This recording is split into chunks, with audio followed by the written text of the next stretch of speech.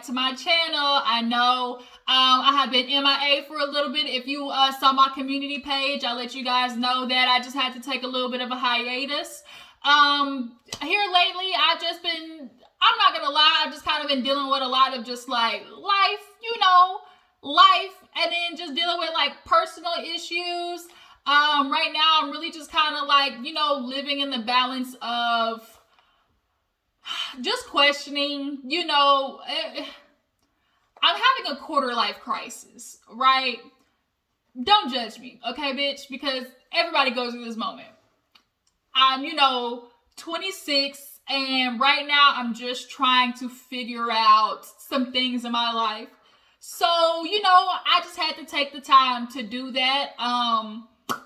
But that's something that a lot of people go through, the quarter life crisis, the midlife crisis. Especially in this day and age, you kind of hit a point and it's like where you just are trying to decide, what you want to do, what your life is going to look like, plus dealing with, family and friends and all that extra, bullshit wrapped in it. But nonetheless, I just had to take that moment, to just do that. You know what? Actually, while I'm talking about this, damn, I ain't got my matches in here. I was going to light me a little incense, but I ain't got no matches in here. Damn, it's all right. I'll light it after the video. But that's kind of what was going on, y'all. So as I was, contemplating life, I did get a chance to watch Real Housewives of Beverly Hills, y'all. This episode was another good one. Andy was asking some really good questions, y'all. And I usually, go off the top of the dome. But this time, I actually ended up writing some notes because it was just too much going on. So yeah, let's go ahead and get into it because there's a lot to discuss. If you're new to my channel, appreciate you for tuning in. Go ahead and hit that subscribe button. Everybody else, drop down in the comments. Are there any headlines or topics that your girl need to discuss? I've kind of been falling off the headlines lately. I really need to do better with that. So I'm going to try to do better with that, you guys. I promise.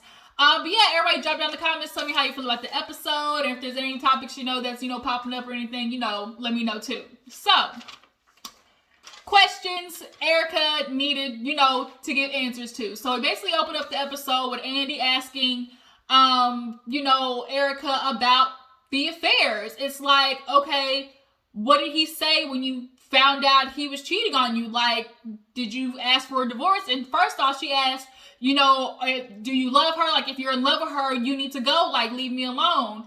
And he's like, well, she's like, I told him to, divorce me. And she was like, and Andy was like, well, what did he say? And she was like, nothing. And so he's asking her, like, if he was having all these affairs, then why did you stay? And basically her response was, where the fuck am I gonna go?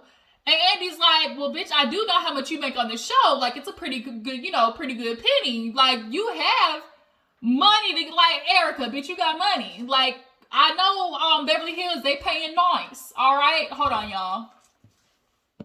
All right, y'all, I'm back. Sorry, I had to go handle some things really fast, but we're going to get back into it. Where did I leave off? I think I left off with Andy. Andy was basically asking about, like, Erykah, why didn't you leave? Because, bitch, I know how much you make on the show. And Erykah Jayne, ever since she's gotten on the show, has increasingly become a fan favorite. She's increasingly become, a part of the, the drama a little bit. Like, everybody tuned in to see, Erykah Jayne, be fabulous and stuff like that. So, I know she might be making six figures. She might be making, like 100,000 episode. I can definitely see her making that easy. But, come to find out, she's trying to say, like, she didn't have access to the money because anything she made, she gave to Tom. So then I'm kind of like, bitch, where? Bitch, who's giving money to Tom? Girl, you making all this money, you handing it over to Tom? Like, no. And why? Why is that? Do y'all believe she was handing her money over to Tom? Like, I'm just really finding it hard to believe she really was handing over all this goddamn money to Tom. But then again, it's like, first of all, how does Tom even know, like, you never created a bank, like, on your own? Bitch, everybody knows when you're in a relationship with a nigga, you gotta have your mad money. You gotta have a bank on the side, a little, petty cash you stick under the mattress. Like, girl, you're telling me you didn't do none of that? But, actually, no, because she kind of said something toward, we'll get to it later. But nonetheless, Andy's asking me about that, and she's saying, she gave him the money, she didn't have access to it, all funds, were allocated to his law firm. So there was no getting to it. So then they talked about, this whole lifestyle. Andy's like, people are confused because basically you spent, 2-3 seasons ever since you got on, kissing Tom's ass and licking his balls, basically, and talking about how, amazing of a man he is. And so now you're like flipping the script and, all of a sudden he's an asshole. I believe it. Ever since Erykah came on, I remember seeing like little, basically, gut checks to her that he would give her, basically to try and like kind of put her in her place and stuff like that. And, so Andy's kind of like, you put on this facade basically of this nice lifestyle. Tom was this and this. And, now it's time for you to leave and you didn't. And so she's talking about, okay, I couldn't have left. He was going to cut my cards. Like, bitch, were you going to give me the money? Were you going to give me the money? And when she said it like that, I was kind of like, touche, right? But then again, it's like, bitch, you wouldn't be in this situation if you was a smart bitch and put your money aside. I'll be damned. Like, I'll give you, if that's what he want to do, I would appease him. I give him some money, but I'll be damned if I give him all of the money, okay? Bitch, this is not they had a straight up pimp hoe relationship. So then Andy asked her about, you were together over 10 years and in some, states, if you're with a person after a certain amount of time, you are allowed 50-50. So Andy was asking her, why didn't you leave? Like, you could have left with 50-50. She's like, all I would have had was 50-50 of like the liabilities, because people are now, the money that I could have left with are being, I'm being sued for it. But we're talking about before all of this, like before you knew that there was ever anything going on, there was ever any liability, like you could have left with 50-50.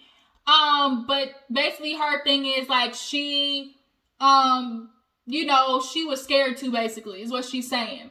So then, this liability, right? Andy's asking her, like, were you leaving now because of, the ship sinking, basically? And she's like, not the ship sinking, but, because he was changing. He became a different person. He was an angry man. He never want to answer my questions. Tom became a totally different man. And then, with all these lawsuits, started having Erykah Girardi's name on it. Then, I gotta be hip to the situation. And so she brings up, a flashback of when the very first, lawsuit started coming forward with her name in it. It was like $17 million. And so when that, started really kicking off, now Erykah's like trying to follow the money, but she can't because, Tom is the lawyer. And I will say this though, if Erykah had tried to leave, she knows how hard he would have made it. Like, he's a lawyer. He's a damn good lawyer at that. And so are his, his colleagues. So they would have made it hard for her. And I think that's also a thing that would have made, her stay potentially. But if y'all were in Erykah's situation, what do you guys think? Do you guys, feel like you would have stayed? Do you feel like, you would have just basically put up with it? She said, I was 27, he was 60. There's a power, struggle, especially for someone like him who walks in the room and people just bow down. He a rich white man in America. Like, people are going to treat him of some prestige when he really not, as we can see. So now they got all these lawsuits. And so she's saying like, now her name's attached to it. She got to handle her business. So then they start talking about how, even in the midst of all of these, lawsuits and things like that, the rumors started going out about these affairs. And so she's like, I know of 3 that he had. So he's like, you knew all these 3 affairs, but you stayed and you made it seem pretty. Like, did any other ladies, when rumors started coming out, Kyle, did you hear anything? And Kyle, she ain't want to say it at first, but Erykah was like, bitch, go ahead. And so Kyle was like, there was whispers and, there was definitely, stuff going around. But, in this line of work, like, we hear rumors all the time. She's like, too as well, I could see in Erykah that she wasn't happy. She would make little, passive remarks about, I wish Tom this and, Tom never does that. And so there are a lot of times in a relationship when you see those couples that, try to put on like they got it like that and their relationship is A1. there's still always like something underlying about just the energy of a woman that's given off that just says, I'm not happy, I'm not satisfied, right? And I think of like Millie and Martell had, when they first came on, they was trying to be the black, power couple, and underlying all that bullshit, Martell was out there, slinging his community peen. And so, Kyle basically was like, I could see that there was a little sadness in Erykah or whatever. So then they start talking about the auction that was at Tom's office. And at the auction, in his drawer, they found a nice little, lingerie panty set. So everybody's like, bitch, whose is it? She like, it wasn't mine. It dated on January, so I'm just going to assume whatever hoe he was buying it for, it was for Valentine's Day because it was a deep red color, Tom, they line of work, they be doing them nasty ass poker games, after hours, and be having, little, lily girls walking around butt naked in lingerie or bikinis, serving whiskey on a platter and shit. They do shit like that. So, Tom is just a dude who feels like he can have, what he wants.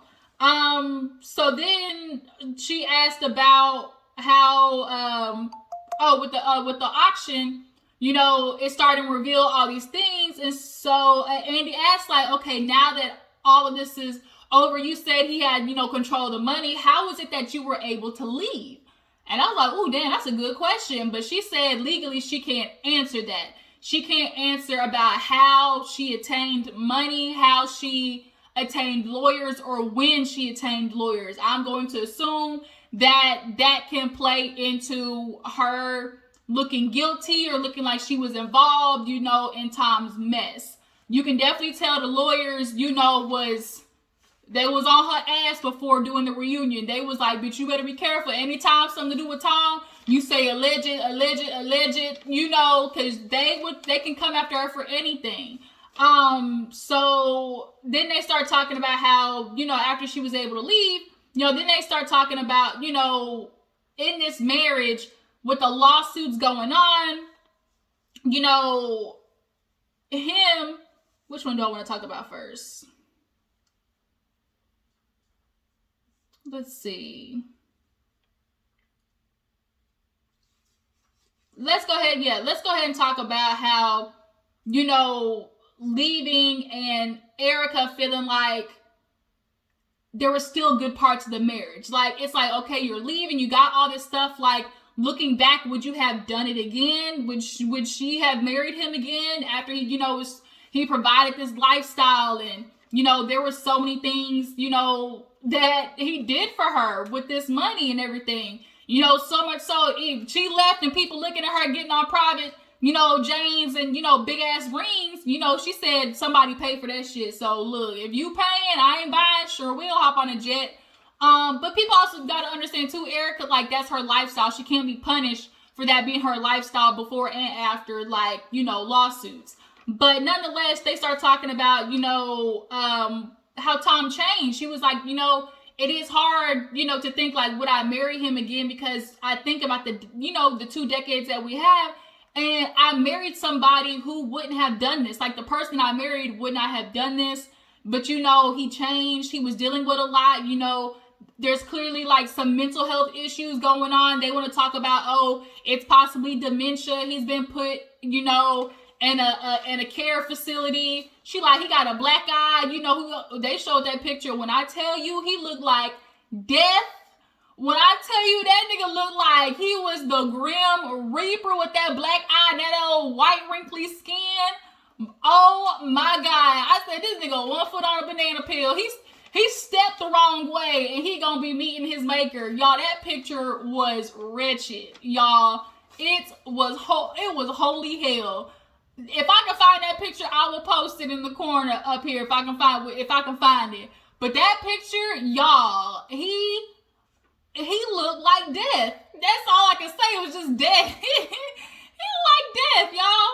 So, then she started talking about, him being on this loop, and, Kyle's friend actually throwing in there, you know, about, because, you know, Tom, he was a speaker, he's a performer, you know, that's what she was saying, and he was able to tell all these stories, but yet, you know, Kyle's friend was kind of watching as her mom suffered from the same thing, and she's like, you know, Tom's not okay, you know, there's definitely something going on with him, I saw this with my mother, you know, he just, you know, I'm just letting you know these are signs, and then here it is, you know, years later, this is what's going on. I did find it kind of crazy, you know, I did notice, did y'all notice how they kept panning the camera to Crystal? And I was like, why do they keep panning the camera to Crystal? And I forgot her dad suffered from, Alzheimer's or dementia, right? So,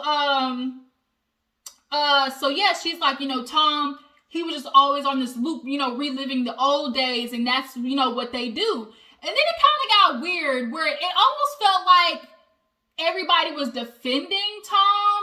Like, Kyle was like, oh yeah, you know, yeah, you know, like they just go on acting like this, you know, they just talk. It just kind of really felt like they were defending him. Like, am I tripping? Did y'all get that vibe? It just really kind of felt like they were blaming all of this shit happening on his dementia. Even Erykah at one point, Loki kind of was like, you know, all this stuff happened after his, you know, mental health was declining. Bitch, no, he wasn't having dementia and Alzheimer's and then ripping people off. Like, you're not gonna let him, like, it always kind of seemed like she was defending him, and she's like, but she did kind of say, like, when you're married, you know, it's an immediate habit, no matter how fucked up your husband is, it is an immediate habit to want to defend him. We saw it with Tisha on, you know, on Love and Marriage Huntsville. She do that shit with Marceau.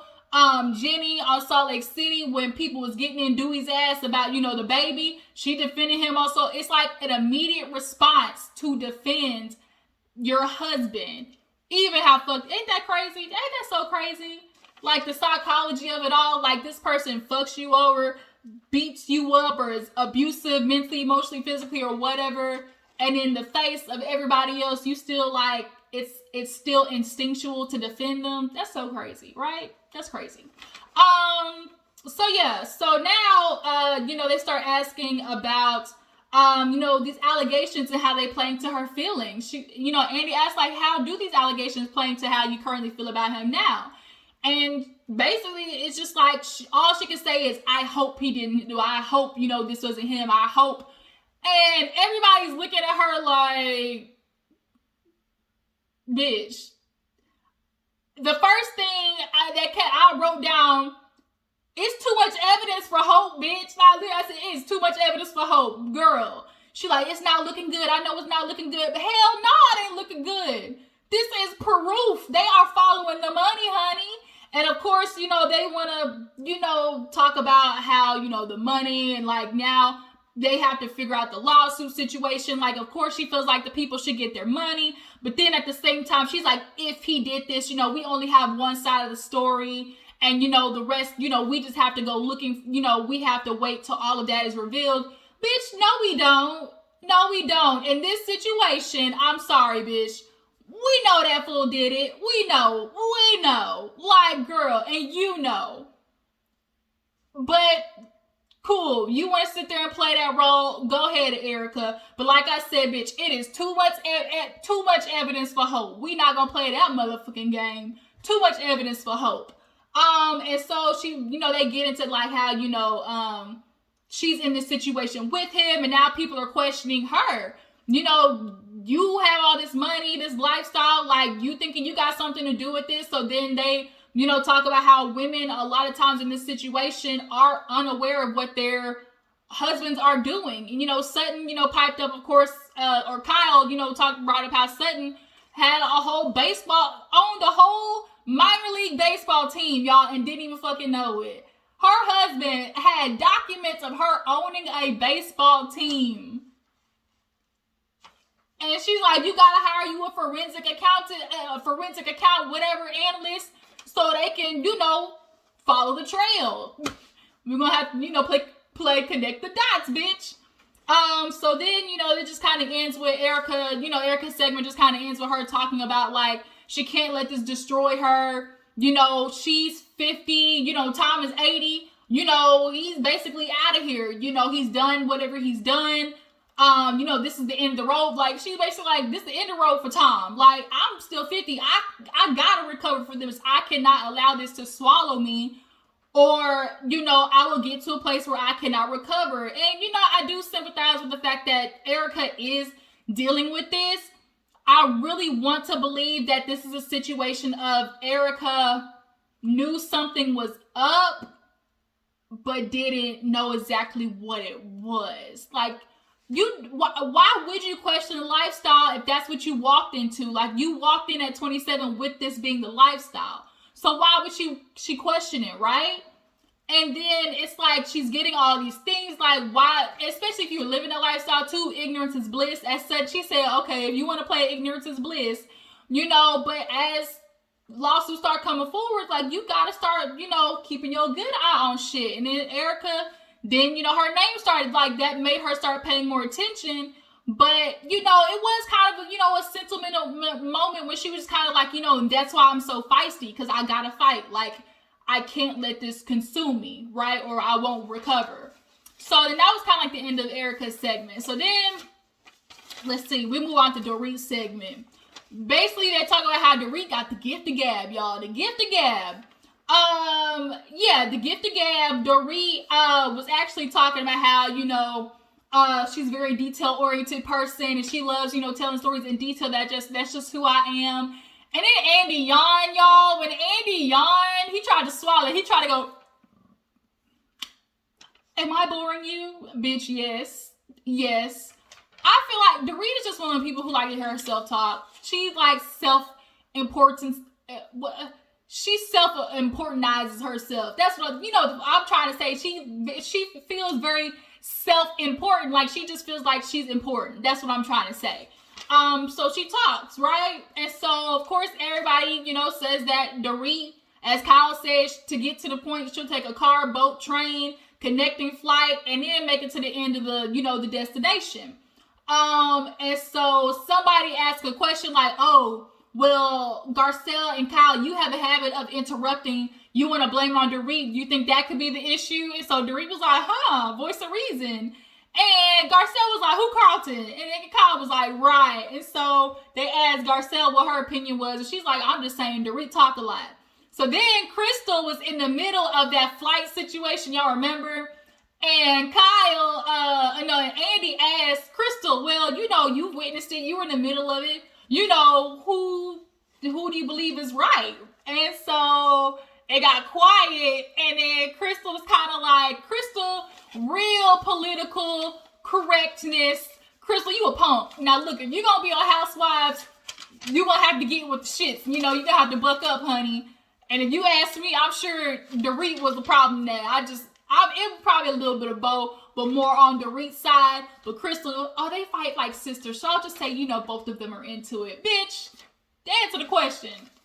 So then we get into Dorit and her basically, with her talking so much, she puts her foot in her mouth. And she started talking about, like, you know, the black and brown employees that work for her. Literally right after Garcelle tells a story of her mom and grandma working for white people. That's the only thing black and brown people were good enough to do, was clean up after y'all old white asses. And then here you go talking about, oh, you know, I was raised around diversity and I want my kids to be the same. You know, the people who work for us, you know, they're, you know, are, you know, darker complected people. And so everybody's like, bitch, you literally, it just over your head, literally missed it. But, you know, she's saying, you know, I misworded it, but I'm not changing the sentiment of saying, like, raising my kids around diversity is important. So then, you know, they just talk about how, you know, it is uncomfortable. This is rich white women. They don't have to worry about nothing. Literally nothing. Besides the rich white men, right? Getting in spaces where these rich white men may be, you know, assholes and dicks and, you know, be like Donald Trump and grab him by the, you know, grab him by the seat. Okay. But like when it comes to just like everyday, like day-to-day issues, these women do not have to deal with anything. So it's uncomfortable for them to realize their privilege, right? but it needed to be done. Kathy's like, I appreciate Garcelle educating me on the not seeing color bit. Oh, I don't see color. But it's like, bitch, you have to. Because if you don't see color, then you're not really acknowledging that the color is the issue, right? So then we get to Lisa's segment. Basically, they just talked about how Lisa, her daughter Amelia, was with Scott. Nobody was fucking with it. When it first happened, it's like, first of all, Amelia's like 19. Scott's 30 fucking something years old. 3 kids. What are you doing with a teenager? Scott, that's why right now your heart over there broken because your bitch just got engaged to Travis Barker, who we know got some good dick because his ex-wife just went out of commission talking about she needs some spiritual help. I said, well, he took her soul for damn sure. But we all know Scott, he dates these young girls because he can get away with what he gets. Like, there's no real commitment with these young girls, right? He's not going to date somebody who could actually be viable for a relationship because he's been in love with Courtney. Harry Hamlin with the whole farming and stuff like that. Andy got some sauce from Harry. Garcelle likes Harry more than Lisa. They'll put that down. Drake follows Lisa. It was really too much for Lisa's segment. Word on the curb is Lisa and Dorit about to get that they got to get that karate chop. They on the chopping block. Okay, drop down in the comments. Y'all think that Dorit and Lisa, is it time for them to go? Is it time for Dorit and Lisa to go? It might be. It might be, y'all. So last but not least, Kathy. This is Kathy's first season. She is the oldest of Kyle and Kim. And, they just talked about their family business basically being on, TV. And, her being the oldest sister, watching it back. I remember that limousine scene. That limousine scene was like, it was a huge thing. You stole my goddamn house. Like, when Kim said that, it affected their relationship. And Kim and Kyle were at it for years. So, that really affected, Kathy being the oldest sister. Their mom wasn't there. Like, it was just a huge thing. Let's see what else. Oh, Kyle did the show. Now, I actually watched the show, and it was really good, y'all. I actually enjoyed that show, but the family did not like it. Now, I'm guessing they didn't like it for the fact of, like, it was an extension of, their life, and they didn't want their business out there, but it's her story to tell as well. But, Kathy and her, Kathy just got really emotional because she missed her mom. That's basically what it is. She misses her mom. And, they're just glad they're back together and doing good again. And, it's just hard for Kathy to, she's grieving, and her and Kyle basically just hold each other, and the episode goes off. So, you guys, it was another pretty decent episode. Andy definitely got in that ass, asked some good questions, but next week is going like, he's still, steady turning up the heat. They're asking some good questions. They're finally going to get into basically Erykah's attitude towards everybody, during the season. Why she was so fucking mean. But she said, Andy, I'm mean to everybody. But y'all drop down in the comments, answer the questions. One of the questions is, oh shit, I forgot to tell you too. Andy also did ask if she was faithful to Tom in a relationship. She kind of hesitated. She was like, was I faithful? Yeah, until, I got divorced, until I filed for divorce.